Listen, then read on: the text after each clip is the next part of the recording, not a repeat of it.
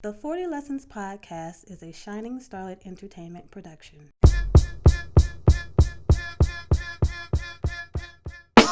Time for another week of life, love, and everything in between on the 40 Lesson Podcast. What's going on, everybody? Welcome to another week of the 40 Lesson Podcast, where we talk about life, love, and everything in between. It's your boy 40 Lesson. It's your girl, Tori, Strick. People had the nerve to kick me out of my own set last week. You know what I'm saying? Boy, I tell you, boy, it's a whole lot of revisionists. I'm just saying, just kick me off of my couch. You know what I'm saying? That's how it works sometimes, though. Goodness. But I'm equal opportunity. I'm all about diversity and equality. What's the other things people fussing about these days? Civility. What is it? Civility. Civility. That too. Mm-hmm. I'm about all that stuff. We would never say T'Challa ain't about the people. So, interesting conversation last week. I think so. It was a good conversation. The emotional Queen Jackie. What is it? The emotional superiority of some women. Mm-hmm. Over men. Mm-hmm. Well, fellas, you know I couldn't let the week go by without me having something to say on that show. Mm-hmm. We was gonna talk about something, but we're gonna talk about this. Today. No. I think, where can I start? I thought the conversation was very nice. I thought it was a great dialogue. I enjoyed the dialogue. I guess the first place I will start out is I would say I think we're a little hard on the women. It has been, of those some women. And I understand it's some women. I want to say, in my opinion, and in my experience as a man, I think more often than not, women do a very good job at trying to create vulnerability for men. Or trying to let men know that this is a landing place you can feel safe in. And I'm speaking from personal experience. Mm-hmm. And I'm not bragging in any way, shape, or form when I say this, but I date high caliber women. Mm-hmm. And these are not women that I would consider, or let me correct myself, before somebody come through the wall, knock the hell out of me. Mm-hmm. When I did date, and now that I'm in a committed relationship, past relationships and the current one that I'm in have been high caliber people. Mm-hmm. Therefore, they have seemed to be in a great grasp of their emotional management. Mm-hmm. And have, when I was emotionally immature, was very supportive and encouraging in trying to help me grow emotions. And in my maturity place that I'm in now with my bae, it's an easy flow. I never feel like it's interrupted or there's no point in time that it can't happen because that has already been established. Mm-hmm. I said that to say that I think, as a man, I would challenge more men to mature emotionally. Mm-hmm. I think that a lot of men feel that they lose their manhood with the expression of emotions. Mm-hmm. And I think that's a flawed place we have allowed society to get us to.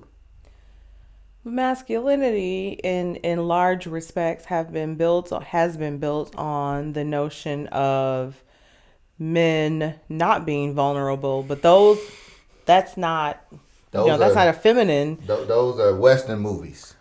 Well, yeah. Yeah. But also, it's just an archetype. I mean, the man is the breadwinner. The man is he is, almost to the point where he's indestructible, infallible. He is not allowed the space to cry or to fail, quite frankly. I say foolishness. Absolute foolishness. I think one of the things I think we do very bad in this society is we place resources or the ability to earn resources with a gender. I think families should be silos. Whatever works in your house, that's what works in your house. Y'all good with that? If that means she makes the money, and you decide to stay home to rear your children, newsflash, they your kids. That's okay. It's absolutely okay. You being a man, doing that, don't change the fact that you're a man. Yeah, it doesn't make you less of a man. That's the role you and your woman have agreed upon in y'all house that works for y'all house. Run it. Do it that way. That doesn't mean he can't lead.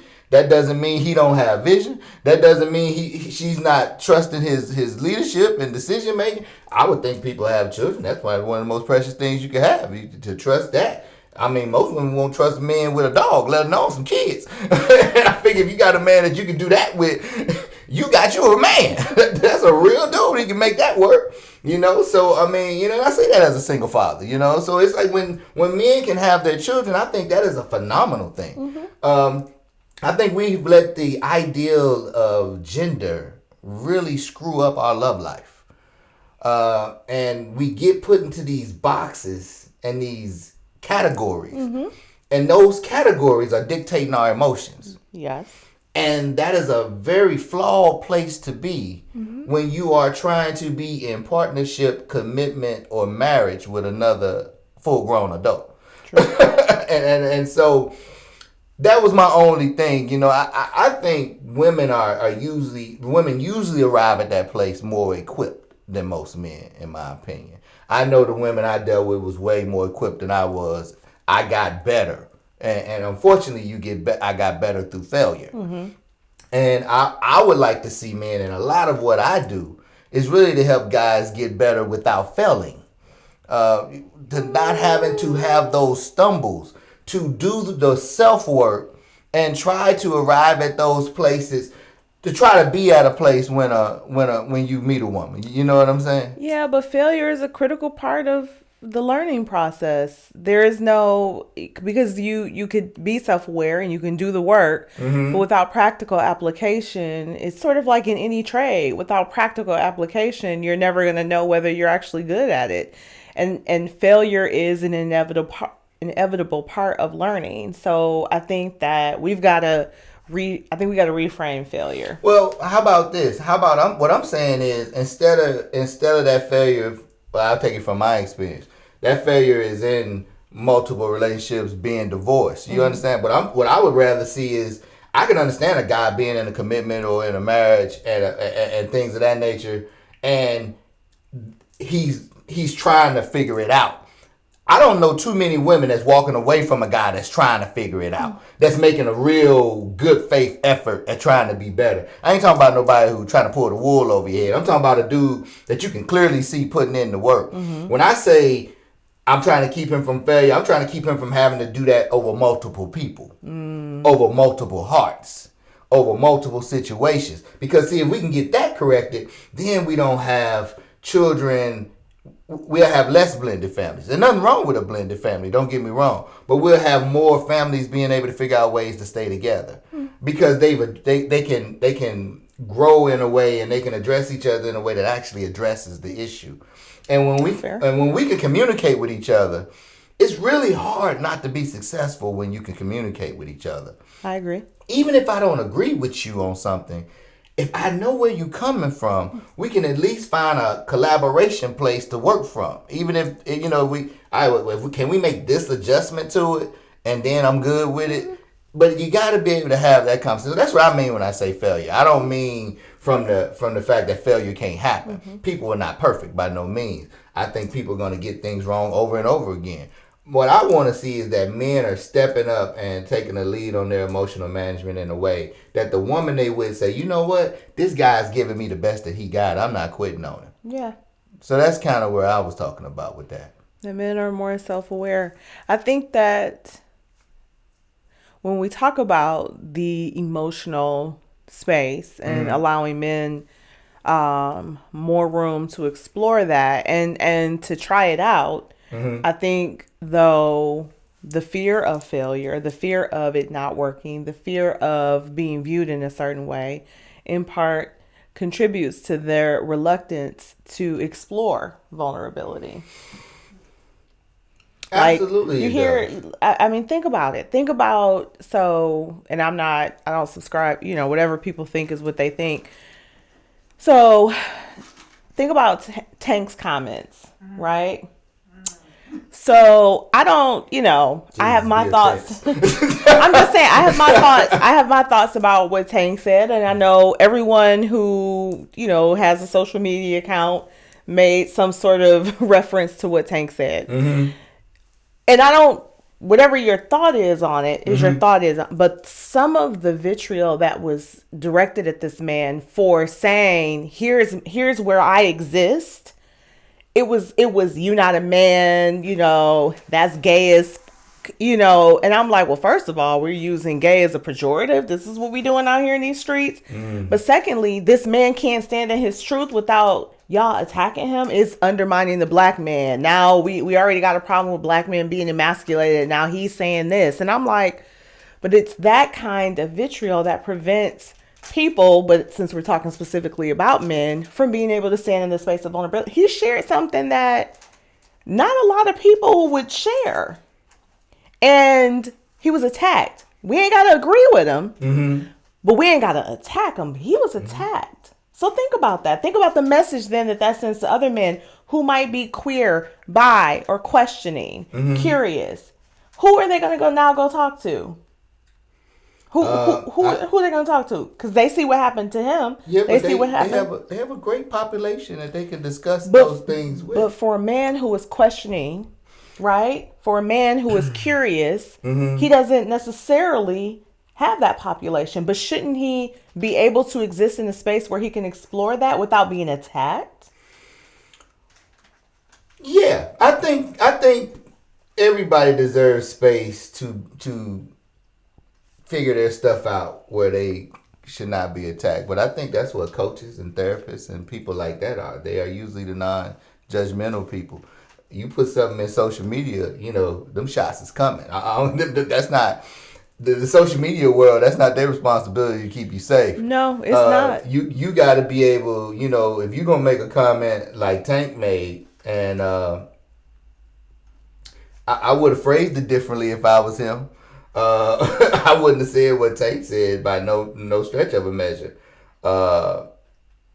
But that's what he chose to do in that format that he chose to do it, so he's getting what he got. My little comment on somebody's thread was a look like, what? What'd he say?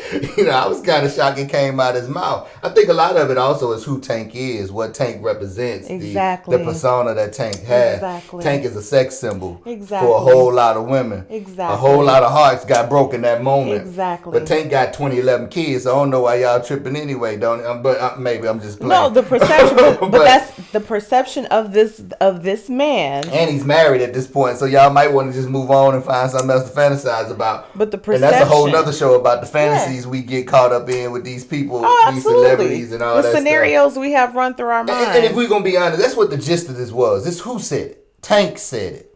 And Tank is a sex symbol. Tank is what he is to most of the women. Masculine. He is deemed to be a man's man. That is exactly what we're talking about. And that is the issue. But I put that over there. But I don't put that. What we talking about though? Well, this is slightly. So we gotta be careful with the sexuality piece, with the emotions piece, right? What people, I don't necessarily agree with the fact that your confusion in your sexuality is somehow attached to your immaturity and emotions. Those two, I feel you could be a very mature person with your emotions and just be insecure about your sexuality, whatever that may be. You might be finding your way. You may not, be sure about whether you want men or women or whatever the case be. I think those two different places for a person. 40 Lessons, a coach for life.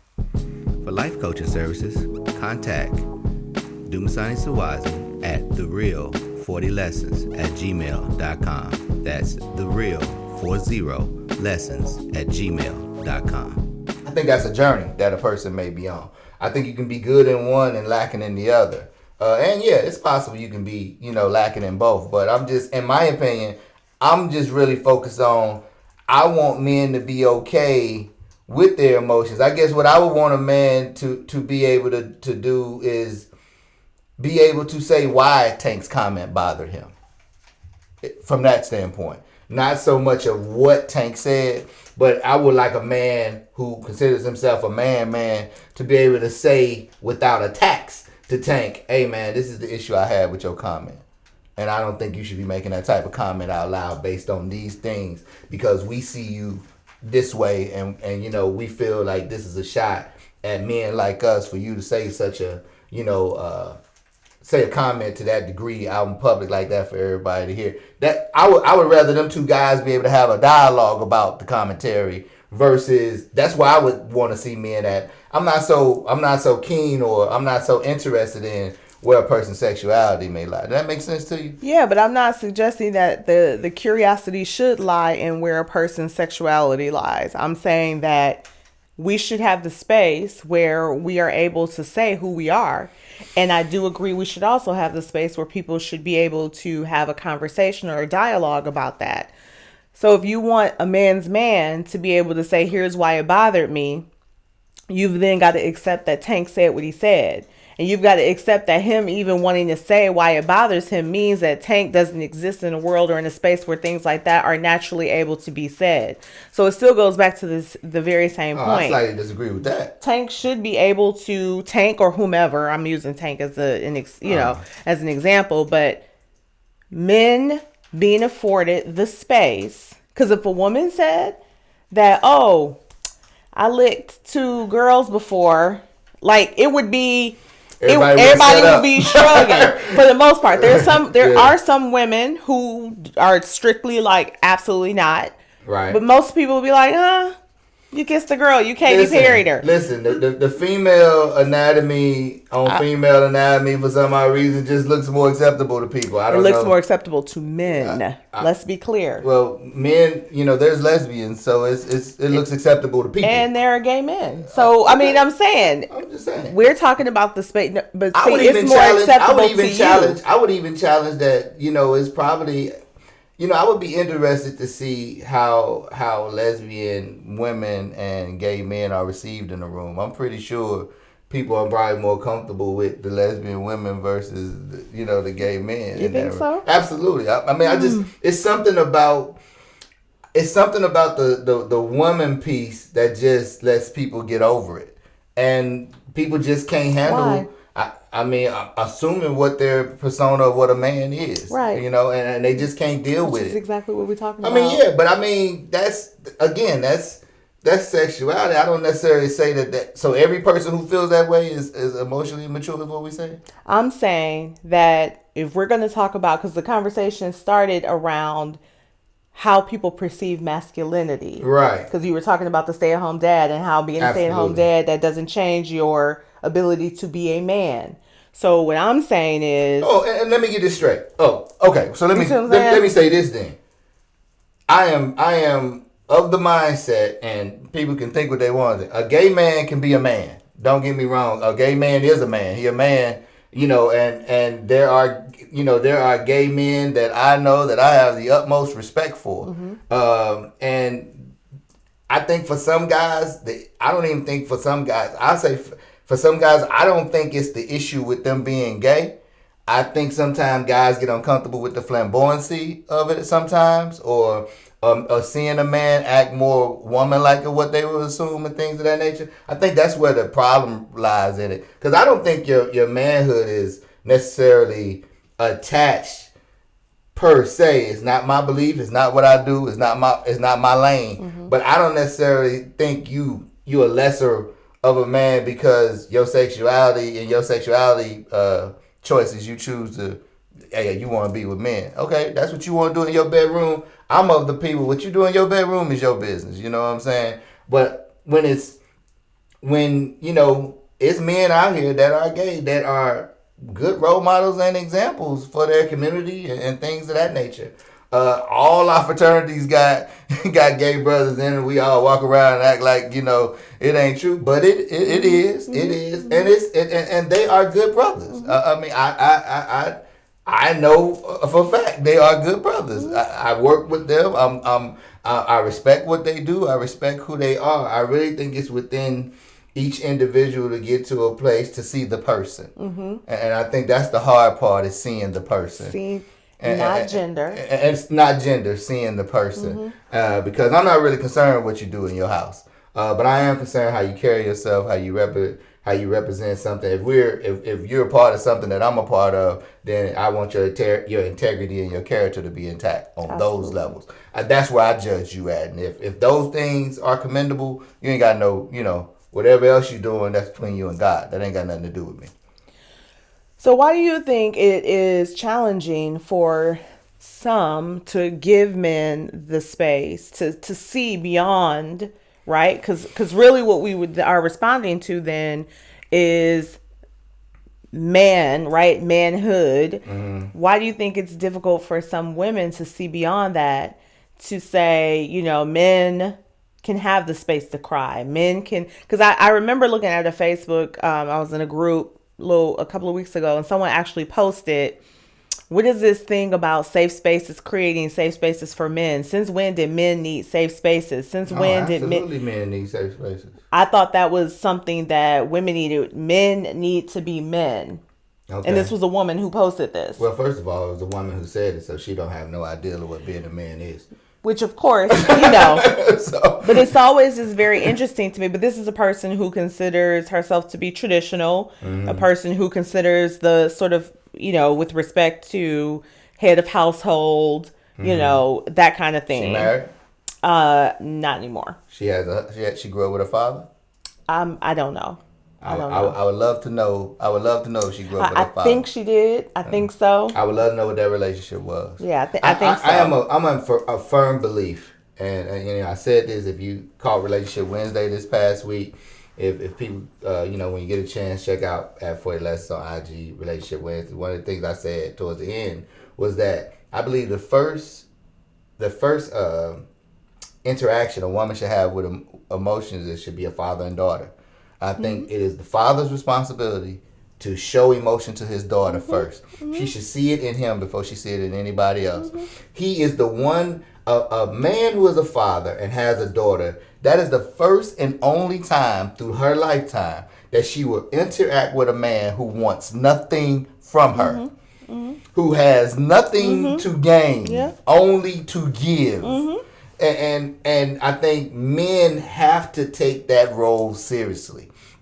This is why I want men to be emotionally mature, because I want men to be able to give that to their daughters. If we take care of ourselves and become emotionally mature, we'll have daughters that we show maturity in our emotions to. Those daughters will only select men who reflect things that their father has displayed. Those two people, if I'm using a man and a woman as an example, those two people birth a child, they're going to birth a child that they can also both agree on the emotional buildup and the emotional growth of this young child. This child will grow up in a manner of knowing and having a command over their emotions. Mm-hmm. They will know this from the instant they come. That's how you start to change society and how people function. But you got to make whole people get together, and the only way you can do that is if we, as men, take the role that we're supposed to take and do the things we're supposed to do. Women have to, I think women sometimes over-nurture some of these men, and mama done had him for so many years. Now here you come along being mama number 2, but you supposed to be his lady. You really being mama number 2, and you wonder why he up there playing Madden all day. Well, you treat him like a child. What you expect to act like? you treat him like a man, he'll start moving like a man. I believe it. I'm a firm believer. A woman can get a man to do anything, even grow up. Absolutely. What? I don't like. Men would live in boxes. Men would live in boxes and ride bicycles. You know how I feel. You know how I feel about us making a person's growth another person's responsibility, or a person's ability to do a thing another person's responsibility. All I'm saying is this: as a man, you let the right woman walk into a man's life if he's into women. You let the right woman walk into a man's life. If he wasn't ready, if she the one, he will miraculously go figure out life as you know it, in whatever those months and years are he with that woman, to make sure he don't lose her. Y'all have a power that is unspoken, that is sometimes not given the respect it deserves. I truly believe in God's design and what he did with y'all. It is of my belief that any man who links with a woman, he's going to grow and he's going to be better if that woman is the caliber of woman that she should be. That's just what I believe in when it comes to those two people. I think people grow when they're around one another anyway. I've grown from my relationship with you. I've learned some things in my relationship with you. I've learned some things in my relationship with Leek. I think that there are absolutely humans interact in that way in order to grow and to learn and to expand our horizons. What I want to be really careful of, though, is the notion that the responsibility, the onus for his maturity belongs to her. It belongs to him. Oh, no, I wouldn't put an ownership on it. No, I didn't mean to infer that. But I am saying that she contributes greatly to it. Oh, Yeah. I'm not giving it. I'm not putting the onus on. Absolutely. No. That's not ever on her. Tori Strickland presents Weightless, now available on Amazon. One last thing I wanted to make sure I touched on that I heard you and Queen Jackie talking about. Queen Jackie. Y'all was talking, and thank you, Queen Jackie, for coming through the show. We really had a good time with you last week. We did. One of the things. And I did my exercise too. All right, so we'll get back to that before we wrap up. One of the things that every week Tori Strick got slipped one in. I said I was gonna do it.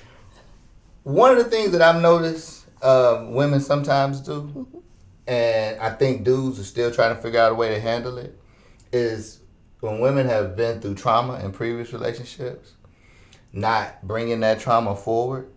And this is where I find women to sometimes be emotionally immature.